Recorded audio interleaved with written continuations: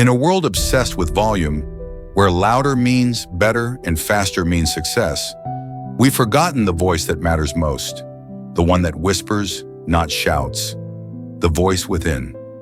My name is Ananda, and today I want to share a story, not just of a monk in Sri Lanka, but of a silence so powerful, it healed hearts, shaped lives, and echoed across generations. I was in my early 20s, searching for purpose. I'd left behind city noise, digital distractions, and ambitions that felt increasingly hollow. At the edge of a forest in central Sri Lanka, I came to a monastery barely marked on the map.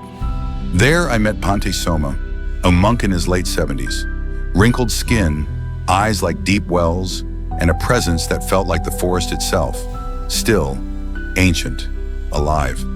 He hadn't spoken a full sentence in years, but when he bowed to me, it felt like he'd said everything I needed to hear. He lived simply, one bowl, one robe, one mat to sleep on. People came from far away to see him, not to hear words of wisdom, but to feel his silence. At first I was frustrated. I wanted teachings. I wanted answers. I'd ask questions and get nothing but a smile or a gesture. But slowly I started noticing something. The way he sat under a tree for hours without moving. The way animals came near him without fear. The way he bowed, not out of habit, but as if in reverence to all things. I realized Bhante Soma didn't need to speak. He was the teaching. One day I was overwhelmed. My thoughts were spiraling. Regrets, desires, fears. I told him I couldn't meditate, couldn't find peace. He said nothing, just led me into the forest. We walked silently, then without a word he turned around and left. At first panic set in. I felt abandoned, but slowly I started to notice the sounds, the rustling leaves, chirping insects, the rhythm of my own breath. Hours passed, nothing happened, and yet everything did. I realized nature wasn't silent. It was speaking constantly. I'd just been too noisy inside to hear it. Silence isn't emptiness. It's the canvas upon which truth reveals itself. Bhante Soma once wrote a single sentence on a leaf and handed it to me. It said, "When the mouth is silent, the heart speaks. When the heart is silent, the soul sings." In silence, I met myself. Not the version I showed the world, but the one that trembled in quiet moments. My insecurities, my wounds, my hopes. It was uncomfortable, but necessary, because only in silence can we truly listen. Today, we drown in constant stimulation. We scroll instead of reflect. We reply before we understand. We fear silence because it holds a mirror to our inner world. But here's a question. If we're always reacting, when do we actually live? Bhante Soma lived with nothing, and yet he had more presence than anyone I've ever met. His mind was uncluttered, his gaze unwavering. Silence gave him clarity. In a world where attention is currency, reclaiming your silence is an act of rebellion, of healing. During a thunderstorm, I once asked him, "Aren't you afraid alone here?" He smiled. Then he finally spoke, just once that day.